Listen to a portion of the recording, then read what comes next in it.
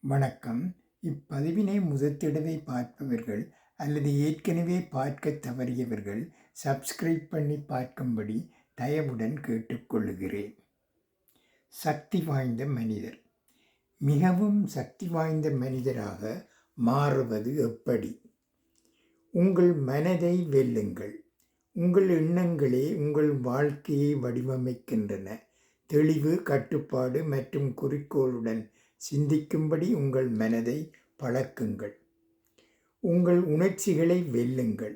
உணர்ச்சிகளை கட்டுப்படுத்துவதே உண்மையான சக்தி. அமைதியாக இருங்கள், உறுதியாக இருங்கள்.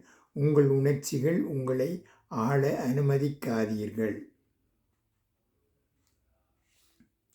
உங்கள் உடலை வெல்லுங்கள். உங்கள் உடல்தான் உங்கள் ஆயுதம். அதை பாதுகாத்து அதன் எல்லையை விரிவுபடுத்தி அசைக்க முடியாத ஆற்றலை உருவாக்குங்கள்.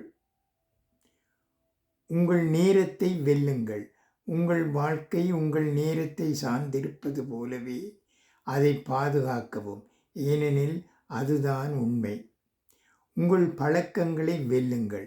சிறிய தினசரி பழக்க வழக்கங்கள் நீண்ட காலத்தில் மிகப்பெரிய ஆற்றலை உருவாக்குகின்றன.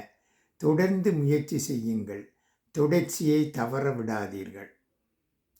உங்கள் கவனத்தை வெல்லுங்கள். உங்கள் கவனம் எங்கு செல்கிறதோ அங்கே உங்கள் வாழ்க்கை பாய்கிறது. கவனச் சிதறல்களை தவிர்த்து குறிக்கோளில் நிலைத்திருங்கள். உங்கள் தரத்தை வெல்லுங்கள். உங்களுக்கான தரத்தை உயர்த்தி கொள்ளுங்கள். உங்களுக்கான தகுதியானதை விட குறைவான எதற்கும் ஒருபோதும் உடன்படாதீர்கள். உங்களைச் சுற்றியுள்ளவர்களை வெல்லுங்கள். உங்களுக்கு ஊக்கமளிக்கும், உங்களுக்கு சவால் விடும் மற்றும் உங்களை அடுத்த நிலைக்கு உயர்த்தும் மனிதர்களுடன் உங்களை சூழ்ந்து கொள்ளுங்கள். உங்கள் வாழ்க்கையின் நோக்கத்தை வெல்லுங்கள். உங்கள் வாழ்க்கையின் நோக்கத்தோடு இணைந்து நீங்கள் வாழும்போது உங்களை யாராலும் தடுக்க முடியாது. உங்களை நீங்களே வெல்லுங்கள். உங்களை நீங்களே வெல்வதுதான் இறுதி பேராற்றல். உங்களை கட்டுப்படுத்துங்கள். உங்கள் வாழ்க்கையை வழிநடத்துங்கள்.